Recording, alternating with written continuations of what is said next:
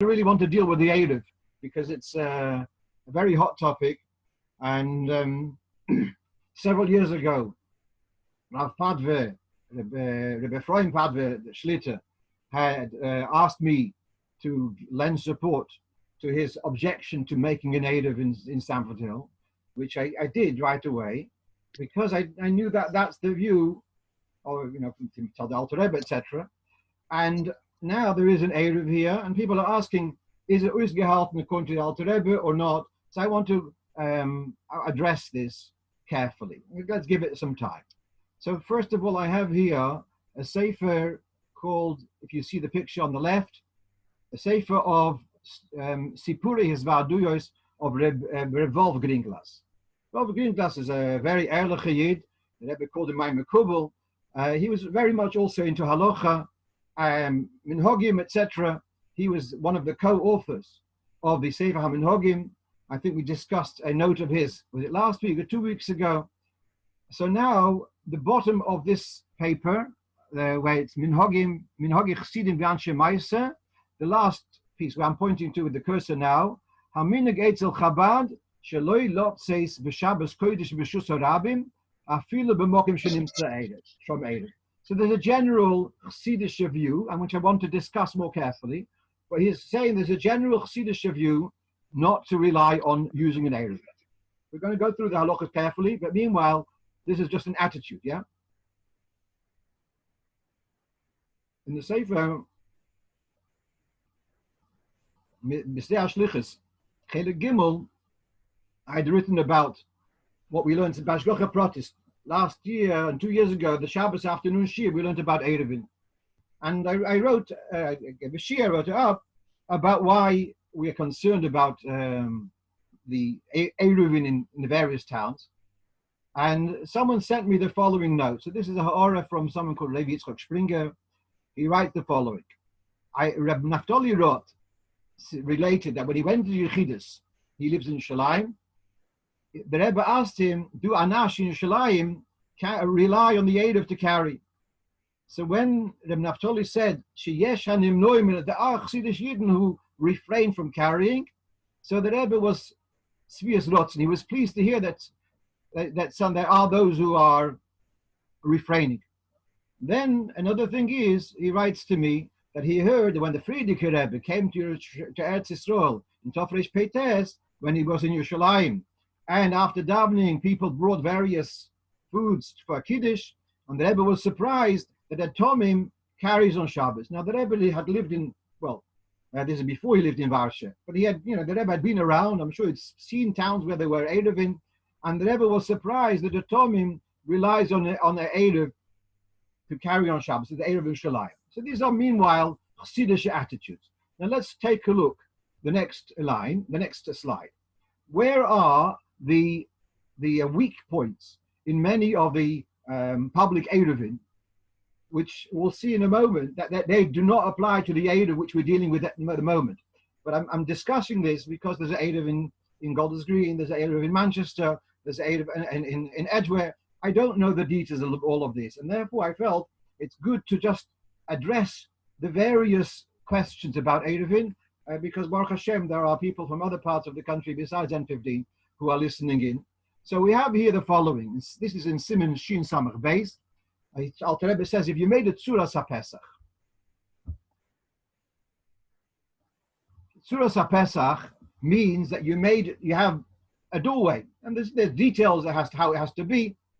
So if you have a Tzuras HaPesach, and the gap is more than 10 amas, that's okay, because She'en Kan Porat Kal, a Tzuras HaPesach means that it's, I'll come back again, it's as if it's closed up.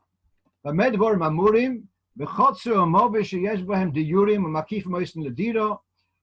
talking about you have a dwelling, a yard, and there's a gap, so you put up a Tzuras HaPesach. I'm going to skip into the fifth line. Avul bebika shebo lasis bo hekif kadei lahatil.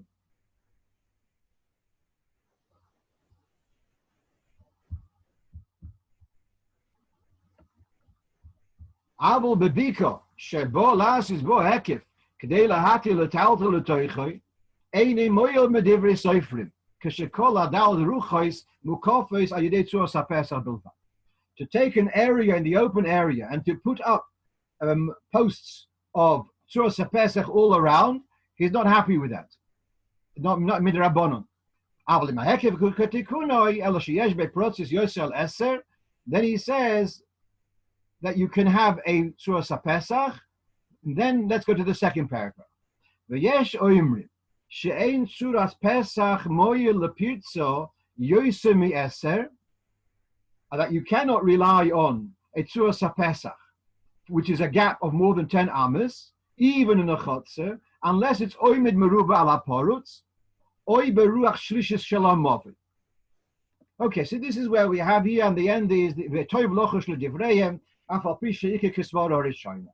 So can you have a Tzuras HaPesach which is more than 10 amas? So this, in many places, is what the Eruvin rely on. Let's say you've got the electric pylons and the wire, the telephone wires, and they are one from the other is more than 10 amas. If that is the basis of the Eruv, then we have an objection that if it's more than 10 amas between one and the other, if that is the majority of the perimeter of the Eruv, then that's not lechatchila. The truth is, however, for example, I came to conversation with Rebbe Levin. The Eruv in Crown Heights, for example, doesn't have this problem for the simple reason that in the type of dwellings which are there, as in my part of the world, you got terraced houses. The terraced houses, they themselves form a wall. So the majority of the Eruv, of the perimeter, is actually formed not by Tzuras HaPesachs, rather it's actually formed by rows of houses. There's only a minority of the perimeter which is going to have Tzuras HaPesachs, indeed, where the roads meet the, where there's roads in between.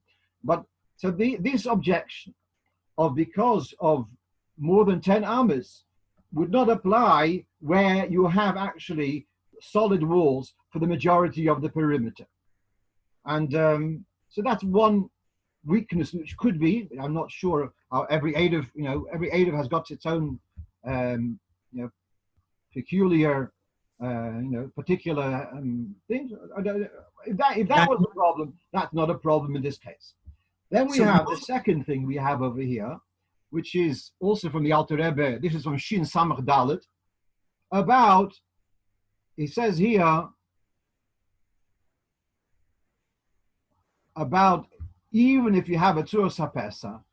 So here, if you can see where I'm pointing to, the Habola Hachshir Rishus Rabim, you have to put up Deles Mikan v'Deles Mikan.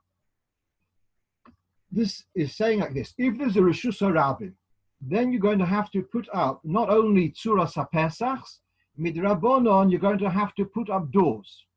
And then he goes on to say that they have to be Ninolos Balayla. Those doors have to be closed every night.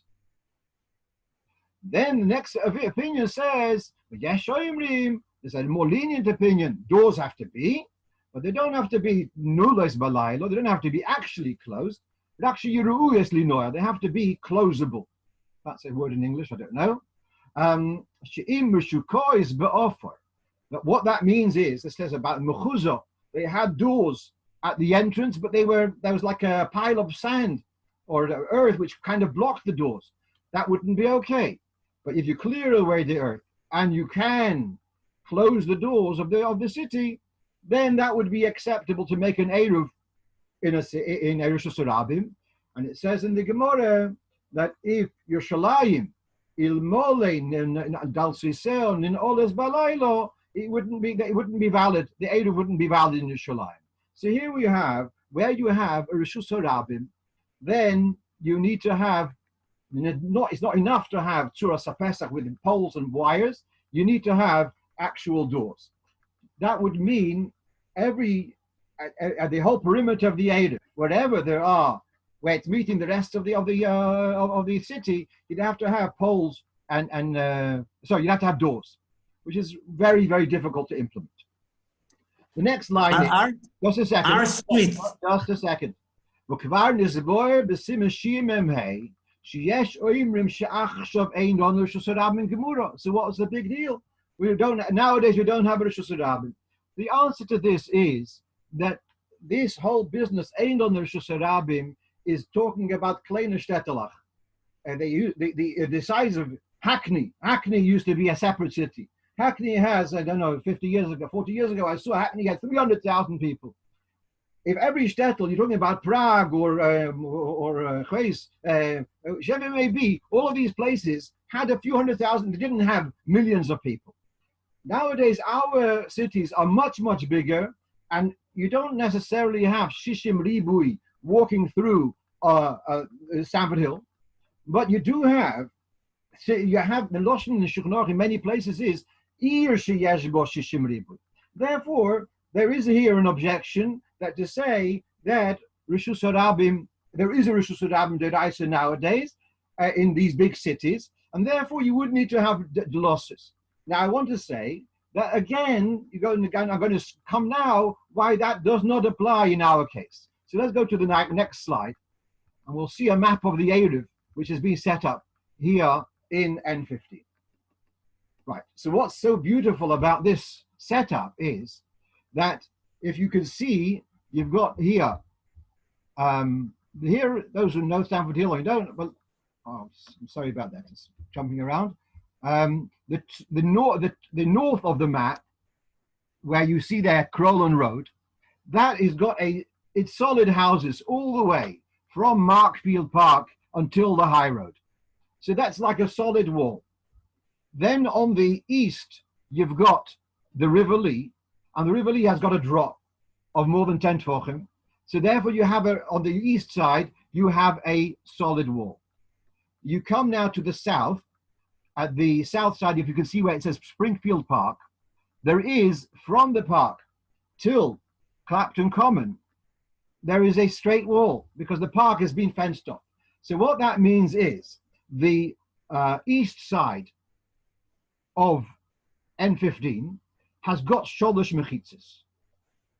And as such, it's not a Rosh Hashanah min HaTorah. If it weren't for that, I would argue that when there's too much traffic at Sanford Hill, I'll see on my road, I'll see traffic. So it's foolish. So that's not going to help me. I mean, it's going to be foolish Rosh Hashanah. But now there's Mukaf Sholosh Mechitzas, that takes away the din of Rosh Hashanah. It's Mukaf Sholosh Mechitzas, the min HaTorah, it's a Rosh Hashanah. Yeah, there are pitchivkis, there are little questions on perhaps midrabanan, so not adequate, and that's why you look at the bottom where Springfield Park goes to the Lee. They've taken out that last piece out of the Eruv, and also the other places, the last part just before the river, but that's for considerations in midrabanan. But min HaTorah, we have here an area which is really, really beautiful. It is Mukaf Sholosh Mechitzas, and therefore it doesn't have the din of Rosh Hashanah. Therefore, you don't need lossos, and certainly the other one about Tzuras HaPesachs, or more than 10 Amos, all of that doesn't apply. Okay, because it's not. Why does it not apply to Tzuras HaPesach more than 10 Amos? Because the Roiv is Takemukif b'mechitzas. Then once look, can you see I added a red line? Can you see halfway down, or halfway across? Sorry, there's a red line. So now, once the Eruv has come here successfully, until here is as if it's a Rishus HaYochid, then we've got here Craven Park Road, or whatever these roads, they are all continuations of the Rishus HaYochid. So let's say the wall has come till here, the Rishus HaYochid has come till here, and then it continues. It continues till the end of the road. It's all Mukaf Mechitzas, Sholosh Mechitzas. So all of this area to the left of the map, on the west side of N15, North N15, all of that is Mukaf Sholosh Mechitzas, and therefore the Eruv can be extended all over that area. It could not have been extended on the roads here, if you don't see on the map, Ravensdale and Egerton Road. Those roads do not kind of connect into the first Mukaf Sholosh Mechitzas part. They don't connect into the first Rishus HaYochid area, and therefore they weren't able to extend the Eruv beyond those lines to those roads. So that's basically the explanation of how this Eruv works, and the Eibushat has geholfen.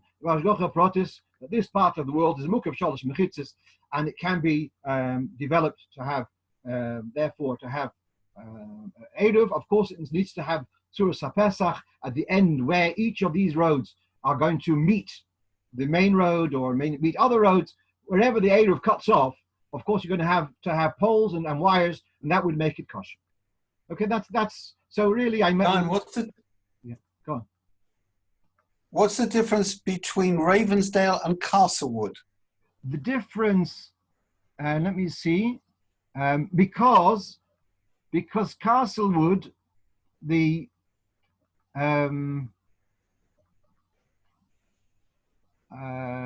okay.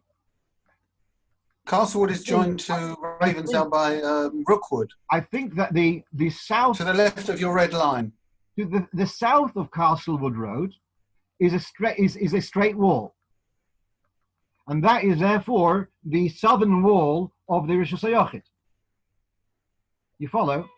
Whereas Ravensdale, the outer part, is open to where the buses pass through, and that part is already out of it's cut off from the straight line of houses. Okay, that's basically the explanation. Dayan Raskin, yes. Almost every street, I mean, I live in Hendon, right, northwest. If not for anything, that would be considered Reshus HaRabim because it's part of London. Yeah. But every street has two sides, houses on the two sides. Where is the Sholosh Mechitzes? Now, the difference here is you're looking at, taking a bigger view. You're not talking about in the immediate, every street is open at both ends. But here, the southern area of, the eastern area of N15 has got, imagine there were no houses, the whole area was empty. So you'd have by Markfield Park, you've got this wall over here, and you've got a wall over here. You've got three walls. Not the walls, not each street. The whole area has got three walls. So if you're looking at the next road, those houses, they would be the third wall. If you have the easiest place to make an Eruv is a cul-de-sac, is a dead end. And in a way, this is like a bigger, it's a grosser dead end. Because the only problem is that you have more than 10 amos opening. No, because that's only on the fourth side, and therefore you can do that with a Tzuras HaPesach. That's okay. All right, let's go on then. Having said that, now the next question is: we as Chassidim, this is going to be a very important question, and that's why I wanted to address it. We as Chassidim are going to ask, what would the Rebbe advise us as far as using the Eruv? Now you have seen the Rebbe's conversations with Naftali Rot, etc. But let's take a look over here. So we have now this first, the top of the page here is in response to Chabad in Melbourne. At the time, a Rabbi Yitzchak, if I'm not mistaken, was the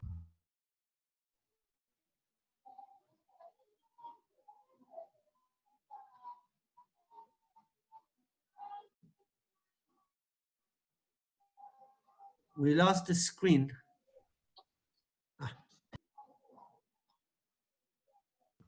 There we are. Okay, sorry. Dayan cuts off sometimes, even in the share. Thank you. Now, okay, so here we have, this is the Rebbe's answer to Anash in Melbourne, where the Rov of Mizrahi Shul, I think it was Rabbi Yitzchak at the time, he came to Melbourne and he built an Eruv. And the question was, should Chabad participate? Yes, no. So let's read the Rebbe's answer very carefully. Mufursemes daiti, shebedereinu zeh. It's well known, my view, that in our generation, ish or irgun, a person or an organization, which are taken, which are important, and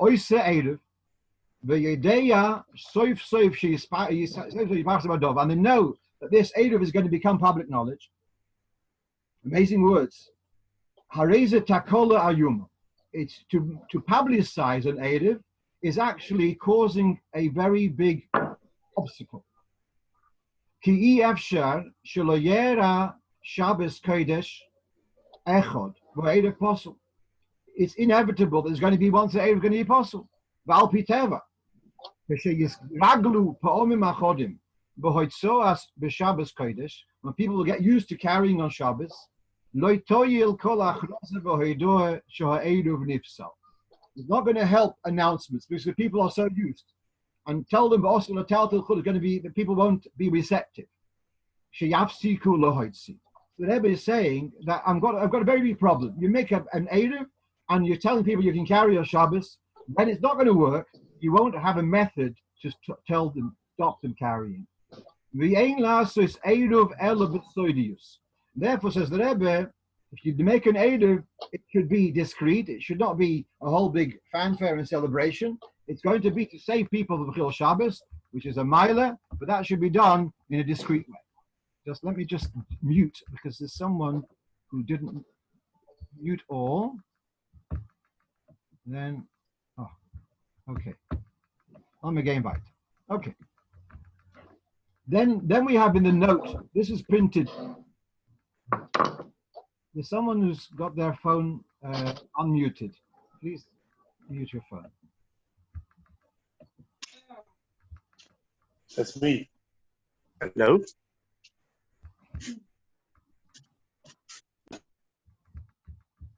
Right. Then this is printed in Shulchan Menachem, Volume 2. And in the footnote, he writes here that various Rabbanei Chabad had asked the Rebbe about being involved in town Eruvin, and the Rebbe had said better to avoid it, and the Rebbe gives various reasons. He says, first of all, in America, many people move from one place to another, from one neighborhood to another, and the people won't realize that when they move to a new area, there's no Eruv there, and they'll continue carrying on Shabbos Chas v'Sholom. And you've got different areas. People don't necessarily realize which area is within the Eruv, which is not within the Eruv, and they'll continue carrying beyond the Eruv. Then the Rebbe says a third point, that when you make an Eruv, you'll take a point that should be good mashkichim, that it should be good, a reliable hashgacha. But after time, things can change, and the people who are in charge of the Eruv may not be so reliable. So these are the Rebbe's imukim. What we're seeing here is that the Rebbe is certainly not so keen on publicizing an Eruv. So the next question is, all right, we didn't make it. The Eruv is there already, yeah? So what should be our attitude? So my question is to you, the Rebbe says, don't publicize the Eruv. So then, if I would carry in the Eruv, so I would be publicizing the Eruv. So basically what we've seen here is, as Chassidish Yidden, Chassidim of the Rebbe, we should refrain from using the Eruv. I'm not chas v'sholem saying there's anything possible, and I'm telling you, the Eruv per se, as the Chefza, is a good Eruv. I don't know whether there's better Eruv in elsewhere, but it's a good Eruv. But there's the bigger picture. The bigger picture is, when they call it chinuch, or call it other repercussions of the Eruv, and we see here that Rebbe is hesitant about this. And therefore, on a regular, daily, on Shabbos, midday Shabbos, Shabbat, the Chassidish won't carry in the Eruv. No, what will happen? There'll be a Shas Chag. Okay, so you've got what to rely on, you've got what to fall back. It's a kosher Eruv. Then another question which comes to mind, what about asking someone else to carry something for you within the Eruv? So again, if it be a shayla whether the Eruv is kosher, let's say it didn't have glossos, so if it's treif for you, it's treif for him. You can't ask someone else. But if Batsim, you're saying it's a kosher Eruv. Now, you don't want to. You want to be.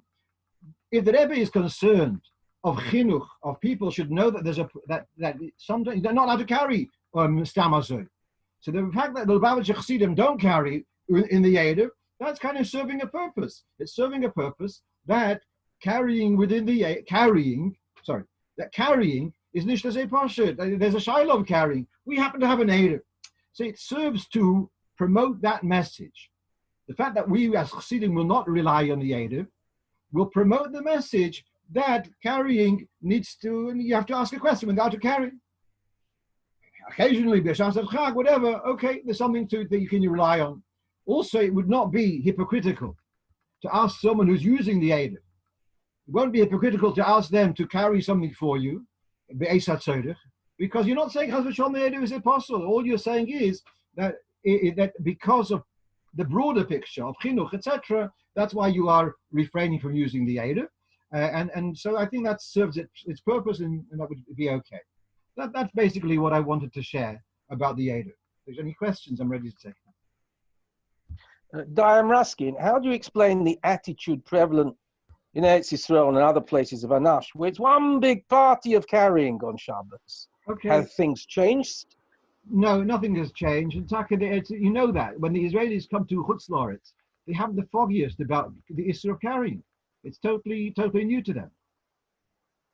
I mean, that just proves the Rebbe's point, that there's a patent lack of awareness of the issue of Hitzor.